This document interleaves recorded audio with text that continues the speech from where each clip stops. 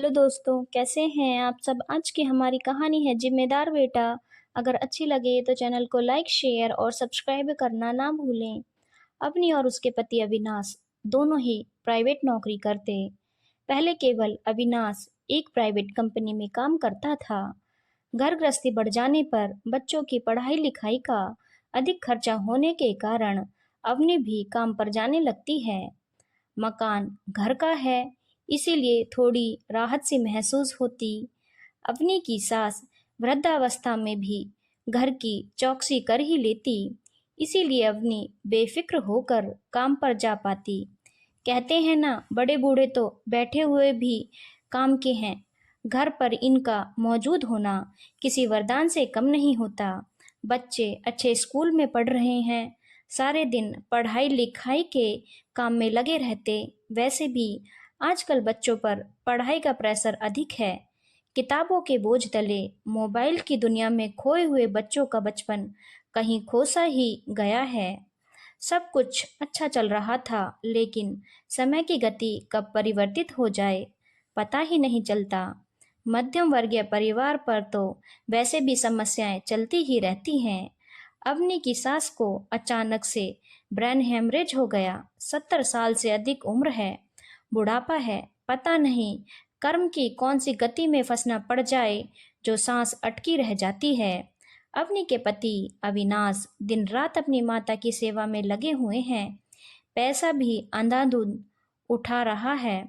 मध्यम वर्गीय परिवारों में अचानक से कोई बड़ी बीमारी आ जाए तो पूरे घर का बजट बिगड़ ही जाता है। हेल्थ और मेडिकल इंश्योरेंस भी तो सब नहीं कराते हैं। आम आदमी की सोच होती है, जब बीमारी होगी जब हम देख लेंगे, अभी से काहे की सोचना। अपनी अपनी शुरू में तो चुप लगाती रही, लेकिन अब उसकी बर्दाश्त से बाहर हो रहा है सब। जब उसके सब्र का बांध टूट गया तब उसने अविनाश से कहा, ऐसा कब तक माँ की तीमारदारी में लगे रहोगे। घर परिवार नहीं देखना, कुछ सारा पैसा माँ की बीमारी में ही लगा दो तो खाएंगे क्या, भूखे मरने का इरादा है क्या। अविनाश उसकी बात सुनकर चुप लगाता रहता। मियाँ बीवी दोनों में झगड़े अधिक बढ़ गए। रात दिन तकरार होने लगती है।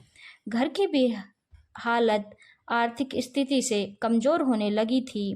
एक दिन सुबह सुबह दोनों मियाँ बीवी की लड़ाई हो रही थी। अवनी अविनाश को मायके जाने की धमकी दे रही थी। आखिरकार अविनाश ने भी साफ साफ कह दिया, जहाँ जाना है जाओ, ऐसे दुख की घड़ी में माँ को छोड़ तो नहीं सकता। जिस माँ ने मुझे पाला पोसा, हमेशा मेरी फिक्र करी, आज जब उन्हें मेरी सबसे ज़्यादा ज़रूरत है तो मैं मुंह पीछे मोड़ लूं। हालांकि तुम्हारी बात सही है, माँ अधिक वृद्धा हैं, लेकिन जब तक सांस की डोरी चल रही है तब तक तो उनकी सेवा की ही जाएगी, गला घोट कर थोड़ी मारा जाएगा।